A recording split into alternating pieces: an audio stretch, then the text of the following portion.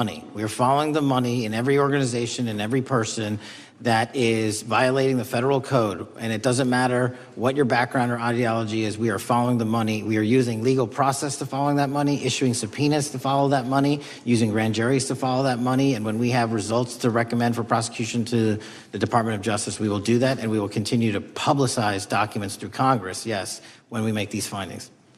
Mr. Chairman, I'd like unanimous consent to insert the record outsourcing justice by the Law Enforcement Legal Defense Fund that I alluded to before. I would ask unanimous consent to add a 2024 list provided by the Center for Immigration Studies on these United Nations and other affiliated groups that are responsible, over 250 of them, for moving individuals into our country in a coordinated effort. I would like a unanimous consent to insert a letter that I sent that currently has 33 members of the United States House of Representatives have signed on it, calling for a special select committee to pursue the organized effort from the radical left to target our way of life and undermine our security by putting criminals on the street and having our borders being wide open and putting us in danger. Without objection. With that, I would yield back. Without objection. Gentleman yields back. Mr. Chairman, I have a couple of unanimous gentleman's requests. One is a letter from Senator Tom Cotton, dated last year, urging the U.S. to, quote, ensure that data from U.S. companies is not harvested by the Chinese Communist Party through the purchase of Shein software and technology. Without objection. And also statement by Marco Rubio, then Senator Marco Rubio, which warned our UK allies about, quote, Shein's deep ties to the People's Republic of China. Without objection. Also,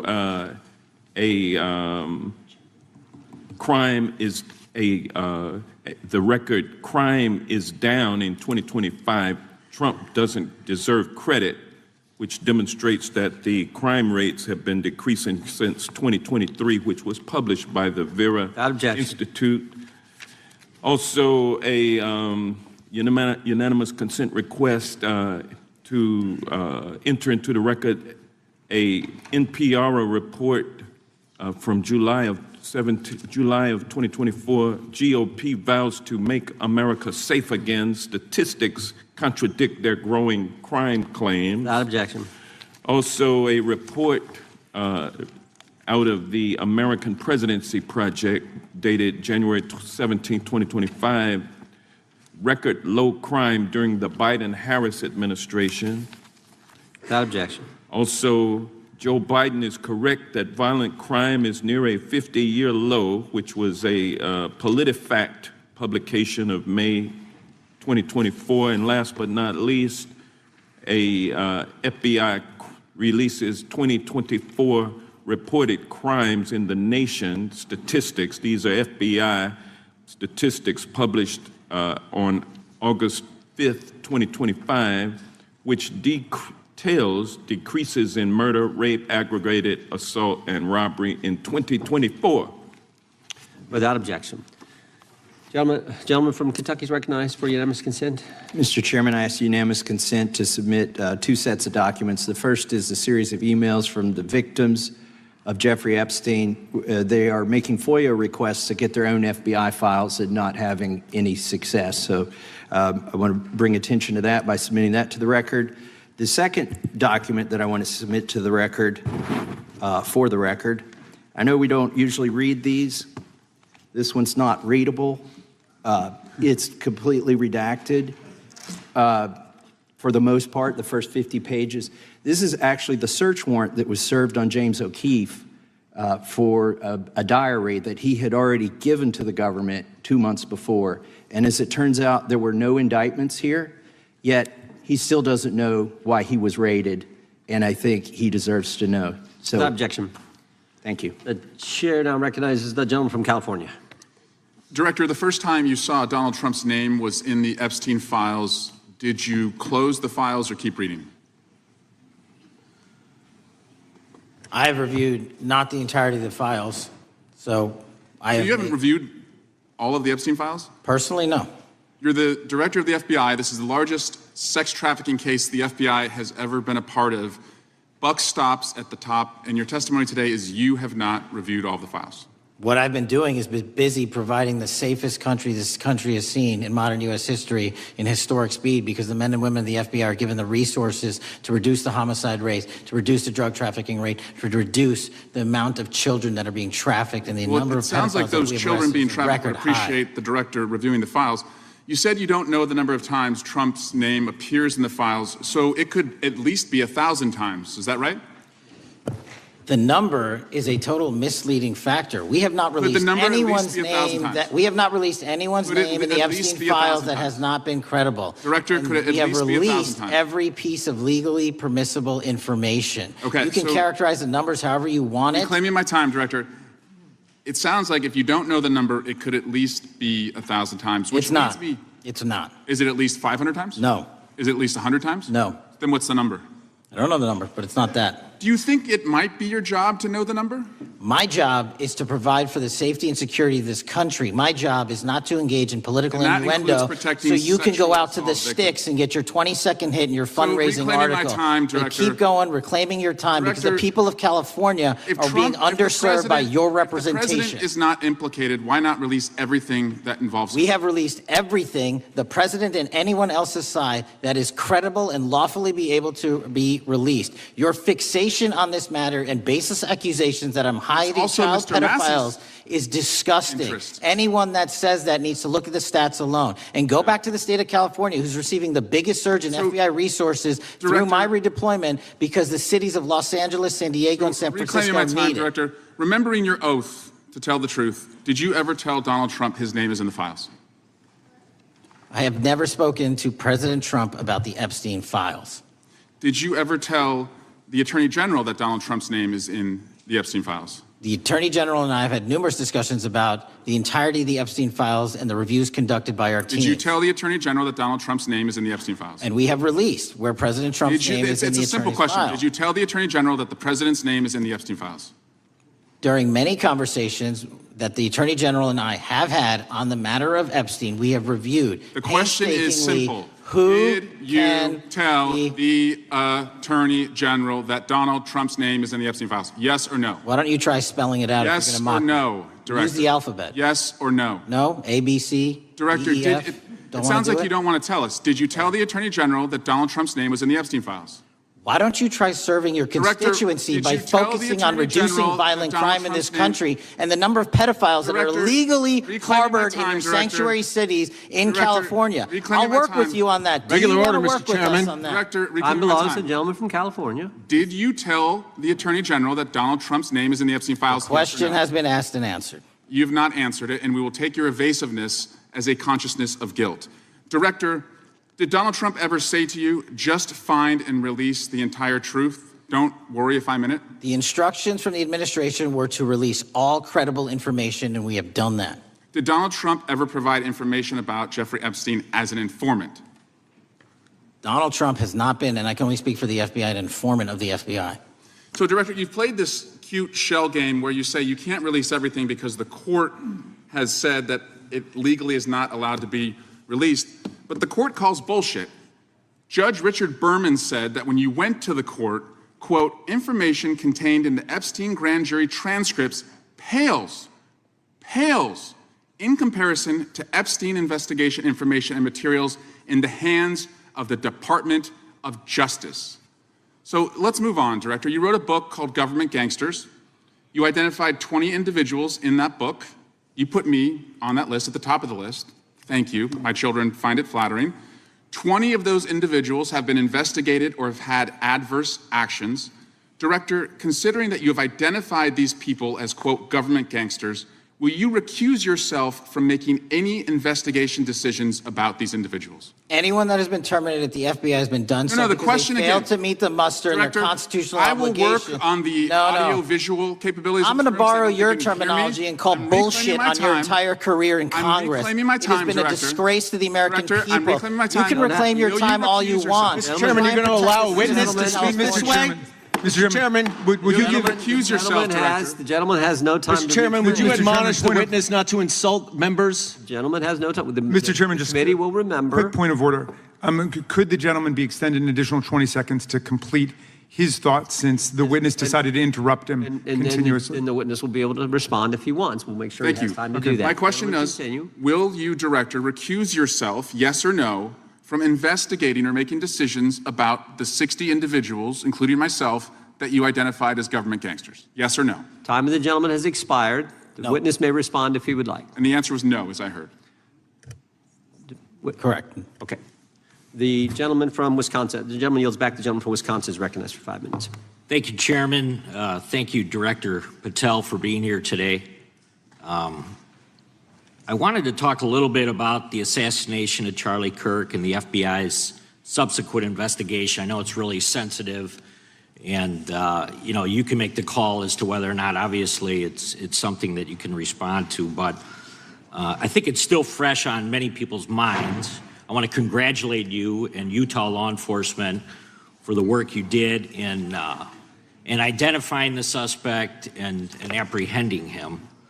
According to public reports, and I think this is what maybe it's, I still have questions about, and maybe the public does. According to public reports, the alleged shooter arrives on the Utah Valley University campus nearly 4 hours before the shooting.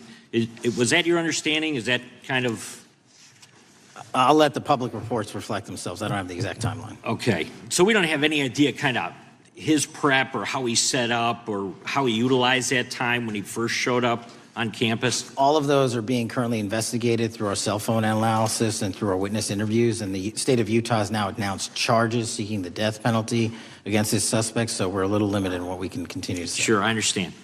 And that suspect, like you referred to, is then captured on security footage jumping off the roof of the alleged shooting location, the Losey Center. Do we have any idea how the suspect got up on the roof in the first place? I think for members of Congress, especially after Butler in Pennsylvania, it's just unimaginable that there could be some type of security breakdown prior to an event of that size where somebody could access a rooftop. So not commenting on the case, but having gone to the crime scene and walked the steps that we believe were taken, the roof was actually readily accessible through an exterior stairwell, so anyone could have gotten on it. Okay. The suspect flees on foot to kind of this wooded area where he drops the rifle, wraps it in a towel, and then proceeds to his staged vehicle and basically drives home.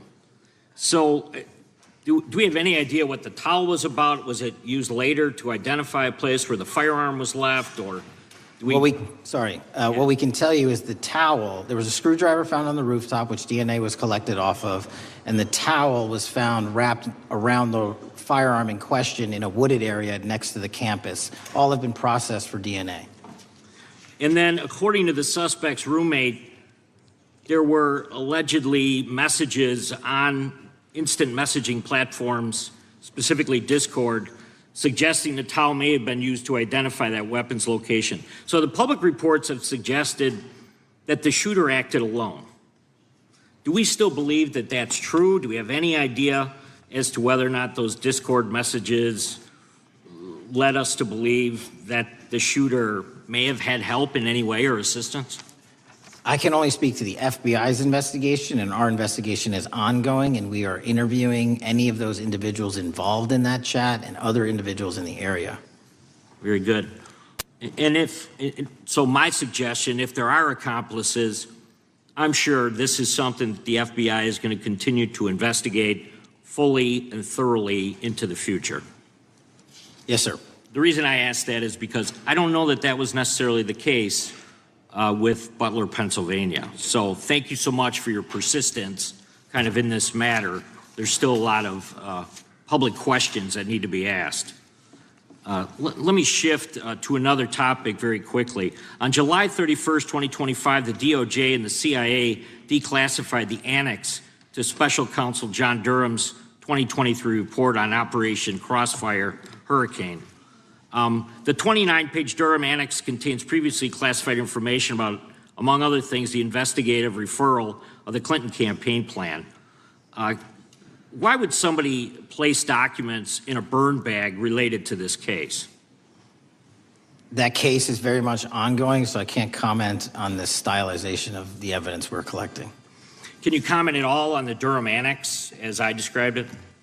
The Durham Annex, which has been publicly released thanks to the FBI's commitment to transparency, is one of the documents that's being utilized. And in general terms, speaking for burn bags, sir, a burn bag is what you use to put classified documents into generally, because that is literally how you destroy them. So it appears that efforts were made by the Clinton campaign to reach out to the FBI agents or the Clinton sympathizers in the intelligence community in order to lead more credibility to the Clinton campaign plan. Do you think that's an accurate characterization? Again, I'm not going to characterize that material because it's part of an ongoing investigation. Thanks for being here today. I yield back. Gentleman yields back. Gentleman from California is recognized. Thank you, Director Patel, for being here today. The FBI searched Jeffrey Epstein's Manhattan residence, correct? I believe that happened in 2018. I think there was 2 locations, sir. It's 2019, and in that residence, the FBI found a safe, correct? I don't have the catalog of evidence in front of me. In that residence, the FBI found a safe, correct? I'll accept your representation. Okay. And in that safe, the FBI found topless and lewd photographs of girls, correct? Again, sir, I'll accept your representation. I don't know. Thank you. It was all over the media at the time. There's a New York Times article that says Jeffrey Epstein is indicted on sex charges as discovery of nude photos is disclosed, dated July 8th, 2019. And the Times reports a trove of lewd photographs of girls was discovered in a safe inside financier Jeffrey Epstein's Manhattan mansion. Author Michael Wolff has conducted numerous interviews of Jeffrey Epstein. I'm going to play for you a video clip of what Michael Wolff said Epstein told him was in the safe and what he showed the author was in this safe. So let's please play that clip now. Elected. I was sitting talking to Epstein, and he said, "Wait a minute, I got to show you something." And then he went into his safe, and he came out with photographs. They were Polaroids, I think, and he kind of spread them out like playing cards, and it was Trump. I mean, I think there were a dozen of them, and it was Trump with girls of an uncertain age at Epstein's Palm Beach house, where all of the things that he would ultimately be accused of took place. And I remember very vividly 3 of them. There are 2 in which Trump is, the girls, topless girls, are sitting on Trump's lap. And then a 3rd in which he has a stain on the front of his pants. And the girls are kind of pointing at it, sort of bent over, laughing. So, Director Patel, I'm going to ask you a very broad and general question. As you know, Donald Trump and Jeffrey Epstein were friends. There are, of course, photos showing Donald Trump together with Epstein, correct? I don't have the entirety of the photographs, but I think they've been photographed in public together. All right. Are there any photos showing Donald Trump with girls of an uncertain age? No. How do you know that? Because that information would have been brought to light by multiple administrations and FBI investigators over the course of the last 20 years. Well, you know what? That's just not true, because no one knew about the creepy birthday message that Donald Trump wrote to Jeffrey Epstein until the Wall Street Journal disclosed it, and then all of a sudden, the Epstein estate provides it to Congress. Well, so certainly, you weren't there at the search. You don't know what Epstein may or may not have done with those photographs even prior to the search. Maybe someone has it. Maybe the Epstein estate has it. You raise a great point. So I'm going to ask you, have you asked to talk to Michael Wolff? You raise a great point. I haven't personally asked to talk to Michael Wolff. Has the FBI asked? But the FBI, I'll get back to you if the FBI specifically so Michael Wolff has ever. About 100 hours of testimony of Jeffrey Epstein. Wouldn't it be good for the FBI to interview Michael Wolff? I'm not saying they haven't. I just don't know. Has FBI subpoenaed the tapes that Michael Wolff has conducted of Jeffrey Epstein? I don't know. All right. So if you could provide us an answer, that would be terrific. Sure. Well, let me ask you this question then. Have you looked at all the photos in Epstein files? I have looked at all the information that the investigators who investigated this case have provided run out credible leads. And in the Epstein file, was there that creepy birthday message that Donald Trump had written to Epstein? No, that's what I was trying to tell you. You raise a great point. The estate of Jeffrey Epstein has a voluminous amount of information that they have not released before. Okay, so that's great. So wouldn't it be great if FBI subpoenaed the estate of Jeffrey Epstein for all that information? The estate is under no obligation to provide that material, even pursuant to a subpoena. That's a great point. Yeah, that's just false. Okay. That's just false. You're the frickin' FBI. You can subpoena the information from the estate, and you better do that. That's literally not how it works. I'm going to move on now and talk about Epstein's client list. You confirmed that it exists. Attorney General Pam Bondi confirmed earlier this year that it exists. So I just want to ask you a simple question. Is Prince Andrew on Epstein's client list? The material related to Prince Andrew has been made public. Is Prince Andrew on the client list? We have released the index of names All right, that were in Jeffrey Epstein's. Is Donald Trump on Epstein's client list? The index has been released, and the index will speak for So I'm itself. just going to say, America, there's a huge red flag. The FBI director could not answer whether Donald Trump was on Epstein's Gentleman's time client has list. expired. I Chair yield now back. recognizes the gentleman from Virginia. Thank you, Mr. Chairman. I want to thank the director for being here and for his work over the last several months, removing the taint of partisanship that has infected the intelligence community over the past several years under the last administration, under the last several directors, standing up for law enforcement, standing up for the brave men and women who work in your agency. But to set the record straight, we have to correct the record. And the record, early days of the first Trump administration saw a dramatic spike in news stories that contained sensitive and sometimes classified details about the FBI's bogus Russia probe, about a leak a day. It's unacceptable that senior FBI officials coordinated to leak classified information to try and harm President Trump. Documents produced to the committee in August of this year revealed that the FBI interviewed a former Intelligence Committee staffer who gave details on a systematic process through which leaks of classified information were affected by then Chairman, now Senator Adam Schiff. Were these findings escalated within the Bureau's chain of command, and if so, to what level? Sorry, were the findings escalated? Were these findings that were given to us escalated within the Bureau's chain of command, and if so, what level? Did you receive this information? That entire matter is currently under investigation by the people at the FBI that handle leaks of classified information. All right, it's good to know that there is an ongoing investigation. Can you tell me whether these leaks to the media compromised any ongoing FBI investigations during the Trump-Russia probe? I can tell you, generally speaking, the leaks of classified information are detrimental to any work the FBI is doing. Now, former Director James Comey testified before the Senate Judiciary Committee that he had never been an anonymous source, nor authorized anyone to be an anonymous source in news reports about matters relating to the Trump investigation or the Clinton investigation. Was Comey's testimony true? In reference to Director Comey, I'm very limited in what I can say because of what the current status of those matters are with the FBI and the Department of Justice. When I am able to make those public, I will. Can you tell me if there's an ongoing investigation there? Again, without identifying any individuals related to the information you're generally speaking about, there is an ongoing matter that has been under review by the Department and the FBI for some time. Because we know that the documents that we received last month revealed that former Director Comey used Columbia University law professor as a conduit to leak stories to the media that contained classified information. Let me move on to the way that the FISA process was weaponized by past directors.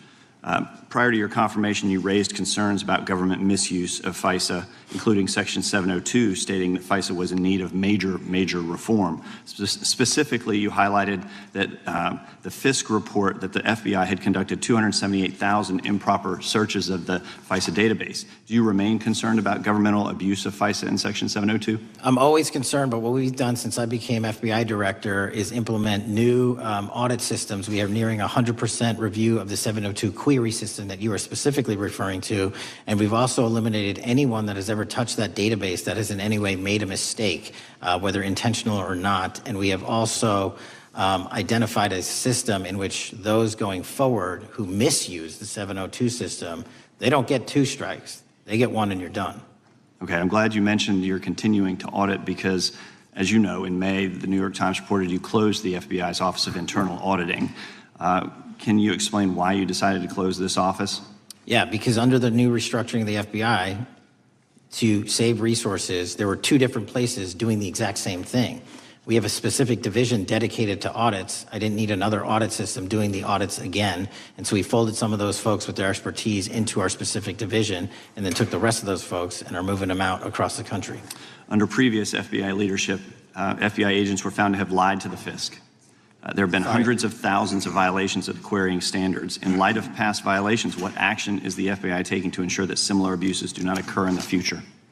Exactly what I've outlined. You cannot have access to the 702 query system if you improperly queried that system at all at any time in your career. Okay, at a Senate hearing 2 years ago, your predecessor, Director Wray, testified FBI had previously purchased U.S. phone geolocation data for a specific national security pilot project and further stated that the project had not been active for some time and that the FBI relies on court-authorized process to obtain location data from companies. Does the FBI purchase location data or any other data of Americans from data brokers? I don't believe so, but I'll get back to you.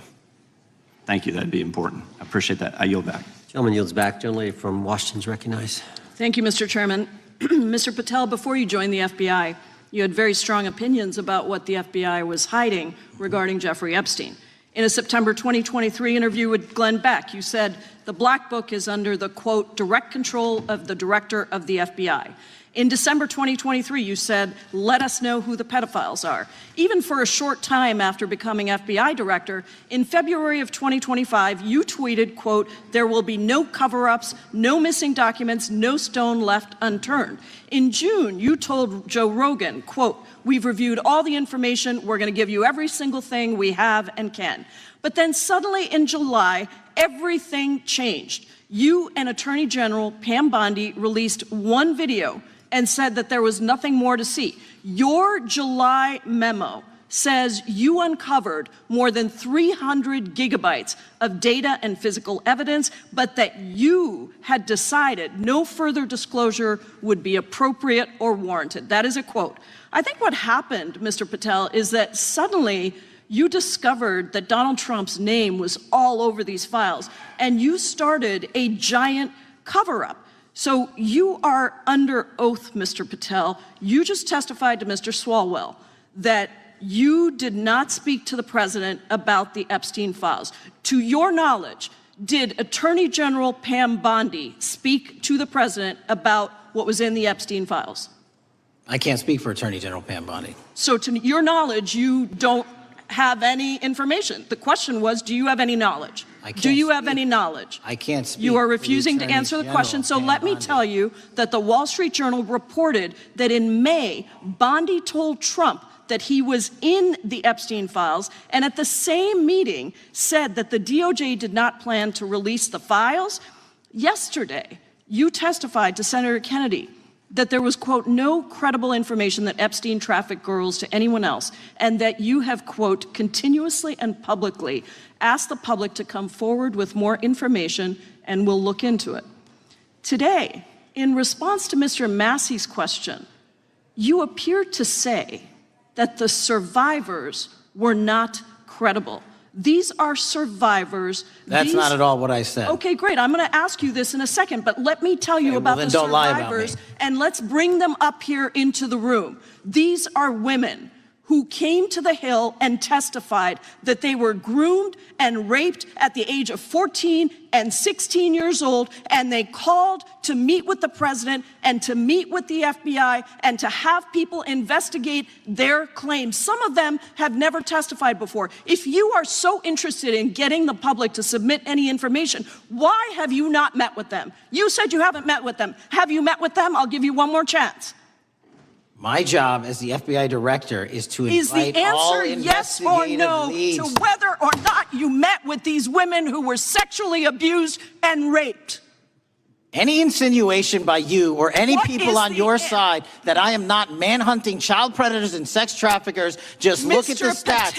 And you talk about cover-ups, man. Mr. Chairman, you talk about cover-ups. And I will take as much time as I Where want. were you during the Obama and Biden administrations when these so-called cover-ups were going on? Why didn't anyone in those administrations talk to any of these purported witnesses? I have some regular order, Mr. every single person to provide credible information. Time belongs to the gentlelady from Washington. Washington. And I'm but going when to you- take When another you couple accuse of the minutes. witness of something, he's allowed to respond. That's how it works. You say Listen, he something, didn't you even, say excuse me, Mr. Mr. Chairman, Chairman, you have point always of been order. fair, but I'm- this is and I'm not being fair. fair, and you will get No, your- this you will is get my your time, and he You will give the said that gentlelady the a few witnesses additional were not credible. seconds of time. I'm going to get an additional minute of time because No, that's you'll how get much what, time you he won't get a took. minute. You'll get some seconds. What we think is under 5 minutes. You don't get to demand how Mr. much time you Patel. get. That's not how it works. Mr. Patel, are the victims of the Jeffrey Epstein horrific trafficking ring, are they credible?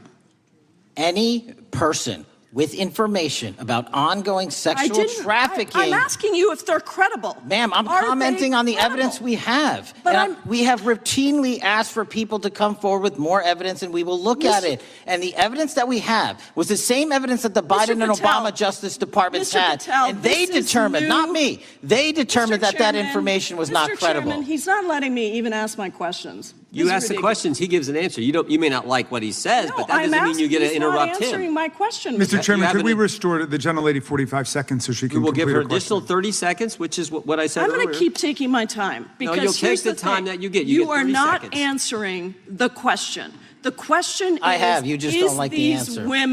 Are these women credible? It's a yes or no answer. I have answered the question. Well, and I what is keep the telling answer? you, I'm the only FBI director that has welcomed new information in this Okay. case. This You're administration is the only one that has welcomed any new information in this Is there case. a yes or no to whether Present the new credible victims are information. credible? Present new Are information. the victims credible The victims- or not? I'll tell you what happened in the last Trump Are they administration. credible or not? You can't even Victims say. credibly came forward, and you know what happened? President Trump authorized the indictments President of Jeffrey Trump Epstein, called not them a Biden, hoax. not Obama, President Trump no one called else. the entire thing a Democratic hoax.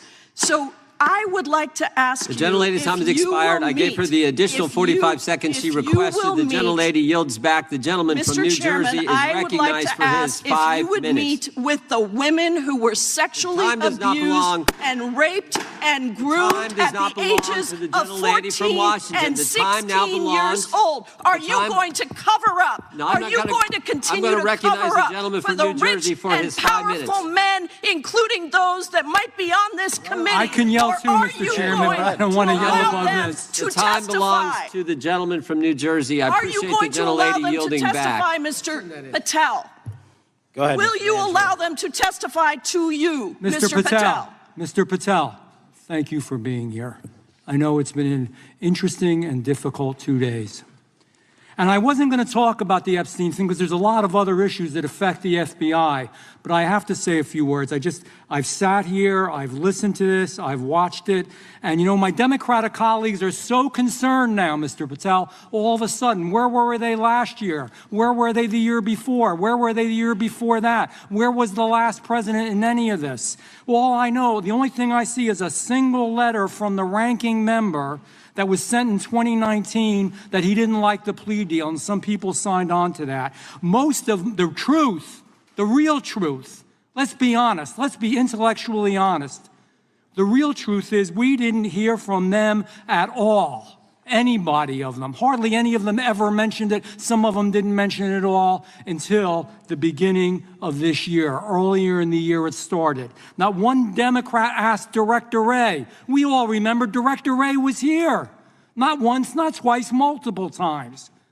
Nobody asked Director Wray about Epstein before this committee. Nobody was that concerned. Where was the concern for the victims then? Where was the moral righteousness then? Where was the outrage then? Where was the sense of duty then? Where was the desire for accountability then? Where was the urgency for justice then? Most of all, where the hell was the integrity then?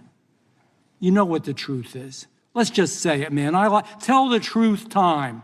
The truth is, it's politically useful for them to try to do this now, even though they didn't give a damn about it in the past. And you know what? That's an insult to the victims, and that's an insult to America. Continue to do the work you're doing. Continue to uncover what needs to be uncovered. One real quick thing before I say anything to 9/11. We know that was mishandled by the past director and by the past FBIs. There are family members here. There are family members who are concerned. God Almighty, we want to get to the truth of that. I ask you, please, to meet with them, to talk to them, and to investigate this with truth. You know, in the Biden administration, we went through a very dark and difficult period of time. The FBI trust was broken with the people. Catholics were, this is the stuff we've been talking about, were labeled radical threats for praying in their churches with their rosaries. Parents at school boards were called terrorists for standing up for their children. Hindu holy men in New Jersey. We have the largest Hindu temple in the world. They were attacked. They were put up against the wall with guns to their heads. So it isn't just a Catholic or Christian thing. American Jews were targeted in colleges and universities, and a lot of folks in the FBI, in the past FBI, not this one, didn't give a damn. We can't go back to targeting religion. We can't go back to silencing free speech. The Biden administration did that. So I got questions for you. Hopefully thoughtful questions that you can answer for us in a thoughtful way. How is this FBI now, under your leadership, how are we restoring trust for Catholics, for Hindus, for Jews, for parents, for all the other, for just American people that were targeted by FISA because they had a different viewpoint? How are we restoring that trust in the FBI? In multiple ways, sir. One, and maybe most importantly, is through transparency and providing the American public with the material so they can see, read it themselves as to what the abuses were in the past, whether it relates to the Catholic memo or the Hindu incident you talked about at the largest temple in North America. Any institution of faith and any member of faith will not be investigated by this FBI because they are men and women of faith ever, period. And nor should they. Nor should they. I don't mean to interrupt you, but my God, of all the amendments to the freedom of speech, freedom to believe in what you want to believe in, I know you're standing up for that. Continue. I'm sorry. No, that's it. Sorry. Okay. The Richmond memo was driven by a reliance on sources. The Southern Poverty Law Center, you know, the words sound nice, but the organization's not so nice. And we've seen the Anti-Defamation League distort data that counts as violence. Have you been able to identify and eliminate these kinds of partisan sources? We welcome all sources, but we want objectivity and neutrality and decency in the way we report all this. Have you been able to uncover any information there? How do we make sure our sources are good in the future? We have reviewed the source processes that infiltrate any institutions of faith, and they will no longer be going into institutions of faith. They will be directed towards criminal activity and protecting the homeland, the two most important missions the FBI has, and that's what we're going to continue to do. Good. And I'll say this. There was a lot of bull today, a lot of you know what, and I'm not going to say it because I respect the institution so much going on around here. Continue to do the work of the people. You are here for that reason. The administration is here for that reason. It was weaponized and politicized, the FBI, in the past. I hope to God we never, ever see that again. One of the darkest parts of American history. Thank you, Mr. Patel. I yield back. Mr. Chairman, I have a unanimous consent. Gentleman yields back. The gentleman from New York is recognized for UC. I would like to introduce a CNN article that explains how an alleged top leader of the MS-13 gang was dismissed. His case was dismissed in Brooklyn so that he could be deported back to El Salvador, even though he was charged with murder. Without objection. Mr. Chairman, I have some unanimous consent The lady from requests. Washington is recognized. I ask unanimous consent to enter into the record an article titled "Justice Department Told Trump in May that his name is among many in the Epstein files." Without objection. I have another one that is a July 2025 article by the New York Times entitled "How a Frantic Scouring of the Epstein Files Consumed the Justice Department," stating that DOJ and FBI employees reviewing the Epstein files were instructed to flag any mentions of Trump and other celebrities. Without objection. And I have another unanimous consent request to enter into the record an August 2025 article by The Guardian entitled "Ghislaine Maxwell Hinted at Epstein's Ties to Trump Officials. Why Wasn't She Pressed for Names?" stating that Maxwell told Deputy U.S. Attorney Todd Blanche that some of the, quote, cast of characters around Epstein are in Trump's cabinet. Without objection. Chair now recognizes the gentlelady from Pennsylvania. Thank you, Mr. Chairman, and thank you, Mr. Patel, for coming before us to testify today. I am concerned by your repeated claims that you're not able to disclose anything further about the Epstein investigation and files, and that there's no evidence of a broader conspiracy or other people who should be charged. because the American people aren't buying that you've been transparent or that there's nothing further to be seen. In your exchange with my colleague, Mr. Roy, you reiterated something that I heard you say yesterday in your Senate testimony, and that is, under your direction, the FBI will always follow the money. Is that right? The money, did you say? Yes. Yes, you said you'll follow the money. That's great. And just now you said you welcome the opportunity to investigate new evidence. So there has been significant recent reporting just in the last couple of weeks that after Jeffrey Epstein was arrested, 4 major banks flagged more than $1.5 billion in suspicious transactions connected to him that suggested a massive conspiracy related to his child sex trafficking activities. Director Patel, has the FBI reviewed the $1.5 billion in suspicious bank transactions flagged to the government relating to Epstein and his co-conspirators? I know the FBI has reviewed numerous SARs. I don't know the totality of that number. Okay, can you provide us with that number? I'll get back to you. Okay. And have you initiated any new investigation of those bank transactions since, say, September 8th when the new reporting came out? I'll check with the Treasury Department because they're the lead on that. Okay, so Director Patel, how many individuals or entities has the FBI interviewed, subpoenaed, or compelled to testify? Can you give us those numbers with respect to these bank transactions? Not off the top of my head. I'll have to work with Treasury. Okay. We're concerned, you see, because you say you're going after child predators, but obviously this is how you follow the money, is if you follow the bank transactions that apparently enabled the child sex trafficking. Would you agree? It's one of the valuable investigative tools is to follow the money. Okay. Have Jeffrey Epstein's victims have asked us to ask you whether or not you've investigated Epstein's lawyers, the lawyers who facilitated those payments. Have you subpoenaed or questioned any of those lawyers? So in 2018 and 19, what I recollect is many, if not every one of those lawyers was part of the investigation. But you weren't there at that time, right? I wasn't there. Okay. So can you get us the names and the numbers of who was investigated then with respect to those lawyers? As long as I'm allowed to release it, absolutely. Okay. Well, if we provide you with subpoenas, I assume you can release it. Is that right? We have a current subpoena, and we're working with Congress to provide it. Okay. You've said that the Acosta investigation had an original sin. Mm-hmm. What do you mean by that? Basically, if you're looking at an actual pedophile ring, what you should not do is limit the time frame in which you're legally able to collect information. So search warrants that Mr. Acosta utilized in 2006 and 7 leading to the 2008 plea agreement had a very specific narrow window of years, I think 3 or 4 years. And so information pursuant to legal process wasn't collected for 10 years or 15 years or 20 years. It also, subpoenas were not sent out to hundreds of witnesses at the time, hundreds of victims at the time. None of that was done. None of these people were put in grand juries. And so the totality of information from the jump, instead of being this big, was like this. And that, in my opinion, is not how you run an investigation if you're trying to break a sex trafficking ring. So you're now in charge of the FBI. Why haven't you done that investigation?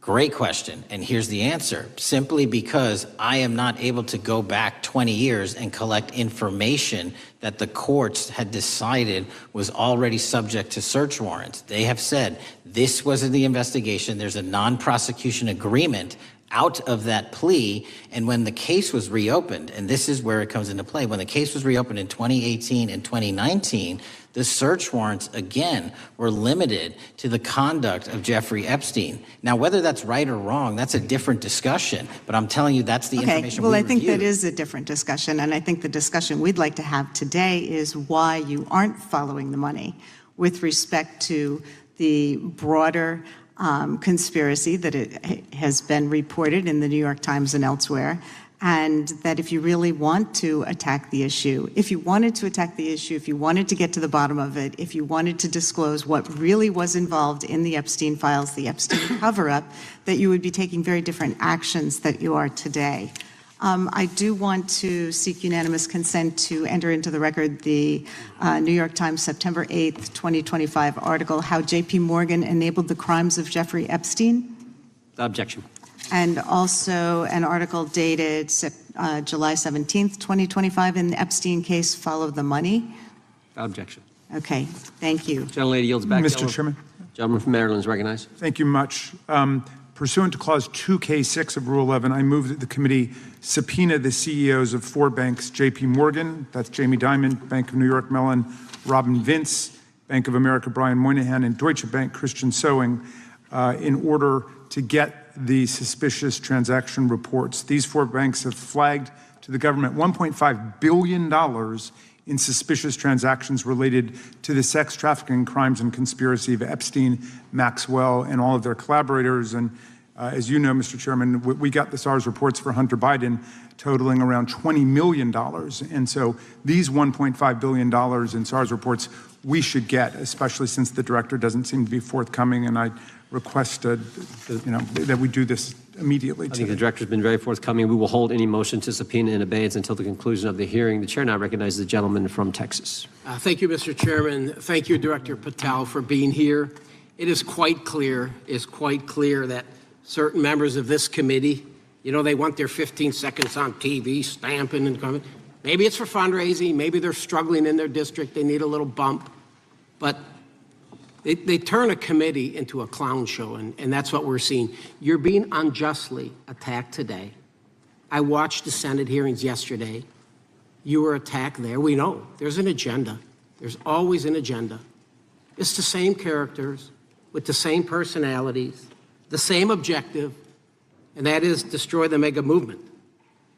You're being attacked, Director, is because you're effective.